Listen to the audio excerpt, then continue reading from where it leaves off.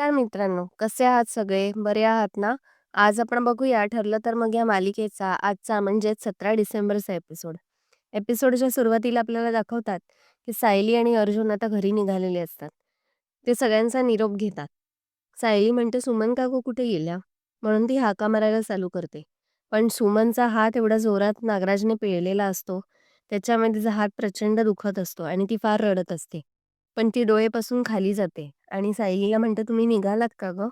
सुमन सगळ्यांचा निरोप घेते. नंतर आपल्याला दाखवतात, की किल्लेदार घरात सगळे आपापली कामं करत असतात. तेवढ्यात नागराज म्हणतो, "मी जरा जाऊन येतो, तासाभरात येतो." रविराज म्हणतो, "तासाभरात जाणार आहेस? की अख्खा दिवस घालवणार आहेस? थांब आता मला तुझ्याशी बोलायचंय." रविराज म्हणतो, "2 दिवस कुठे होतास? बायकोला न सांगता गेलास. घरातही काही सांगितलं नाहीस." नागराज म्हणतो, "मी जिकडे गेलेलो तिकडे रेंजचा प्रॉब्लेम होता, नेटवर्क नव्हतं. खरं तर मी तिला स्वतःहून सांगणारच होतो. पण वाशीला मी गेलेलो आणि तिथे नेटवर्क नव्हतं. म्हणून मी आपलं तिला सांगू नाही शकलो." रविराज म्हणतो, "आत्तापर्यंत तू तुझे डील्स करत होतास, तुझे बिझनेसेस चालत होते, तेव्हाही मी तुला काही विचारलं नाही. मीटिंग असल्या तरीसुद्धा मी कधी विचारलं नाही तुला. पैसा तर कधी आणला नाहीस घरात. पण आता मी तुला एकच प्रश्न विचारतो आणि त्याचं मला खरं-खरं उत्तर हवंय. महिपत शिकरेशी तुझा काय संबंध आहे?" नागराज म्हणतो, "अजिबात नाही. माझा काही संबंध नाही. जेव्हा मला कळलं की तो फ्रॉड आहे तेव्हापासून मी त्याच्याशी मैत्री तोडली आहे." रविराज म्हणतो, "महिपत शिकरेबद्दल आम्हाला बऱ्याचशा गोष्टी कळल्यात. महिपत शिकरेनेच आमचा ॲक्सिडेंट घडवून आणला होता आणि त्याने हे स्वतःच प्रतिमासोबत कबूल केलंय." नागराज म्हणतो, "काय? हे कसं शक्य आहे?" रविराज म्हणतो, "अरे त्याने स्वतः कबुली दिली आहे आणि तो घडलेला प्रकार सगळा सांगतो त्याला. त्याला कोणीतरी सुपारी दिली होती आमचा ॲक्सिडेंट घडवून आणण्यासाठी. मी आणि माझ्या कुटुंबियांना त्रास व्हावा अशी त्याने गोष्ट केली आणि त्याच्या आसपास जर तू असलास तर मी तुला जबाबदार धरणार आहे त्या गोष्टीसाठी." इकडे सचिन सुभेदार घरात असतो. एकदम रात्र झालेली असते आणि तो साक्षीला फोन करतो आणि सांगतो, "सॅम तू किती फोन केलेस? काय झालं तुला?" साक्षी म्हणते, "अरे तू कुठे आहेस? मला काही कळतच नाहीये. तू फोन का नाही घेतेस माझा?"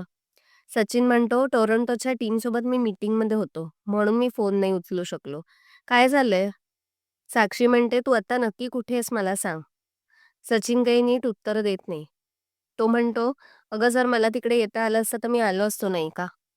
इकडे महिपत खुर्चीवर बांधलेला असतो. नागराज त्याच्यासाठी वडापाव घेऊन येतो आणि त्याला म्हणतो, "महिपत हे बघ मी तुझ्यासाठी वडापाव आणलाय. तुला भूक लागली असेल ना? मी एक काम करतो तुझा एक हात सोडतो. तू खा मग वडापाव. शेवटी आपण मित्र आहोत ना?" जसा तसा एक हात सोडतो, तसा महिपत नागराजचा गळाच दाबतो जोरात आणि म्हणतो, की "तुझे पितर जरी खाली आले ना, तरी महिपतला पकडू शकणार नाही कोण." इकडे सायली आणि अर्जुन घरी आलेले असतात. ते बघतात की सचिन सुद्धा घरी असतो. पण अस्मिता तिच्या खोलीत असते. ती अजिबात कोणाशी काही बोलत नसते आणि तोंड पाडून बसलेली असते. सायली म्हणते, "तुम्ही सगळे सचिनशी बोला. मी आणि आई अस्मिताताईंशी बोलून येतो." अस्मिताशी जाऊन ती बोलते. तिला समजवण्याचा फार प्रयत्न करते. कल्पना म्हणते, "अगं सगळे नवरे असेच असतात. माझ्याशी तर कधी-कधी 2-2 दिवस तुझे डॅड बोलत पण नाही." कल्प सायली म्हणते, "तुमचा भाऊ पण काही कमी नाही हां." अस्मिता म्हणते, "पण तुमची गोड-गोड भांडणं असतात. त्याच्यानंतर तुम्ही परत एकत्र येता आणि तुमच्या नवऱ्याचं घरामध्ये जास्त लक्ष असतं, घराबाहेर नाही." कल्पना म्हणते, "म्हणजे काय म्हणायचे तुला?" सायली म्हणते, "नाही, नाही, म्हणजे त्यांना म्हणायचंय, की त्यांच्या कामाबद्दल बोलतायत त्या सचिन भाऊजींच्या." अस्मिता म्हणते, "मी जरा पडते, आपण वॉकला नंतर जाऊया." इकडे अर्जुन आणि प्रताप सुद्धा सचिनला समजावत असतात. ते तिला सांगतात, की "आता अस्मिताची अशी परिस्थिती आहे, त्याच्यामुळे तू तिला जरा समजून घे. तिला स्वतःच्या हॉर्मोन्सवर कंट्रोल नाहीये. त्याच्यामुळे ती काहीही बोलू शकते. तू फक्त तिला समजून घे. काही दिवसांचाच प्रश्न आहे. शेवटी तुमच्या बाळासाठीच सांगतोय आम्ही हे सगळं."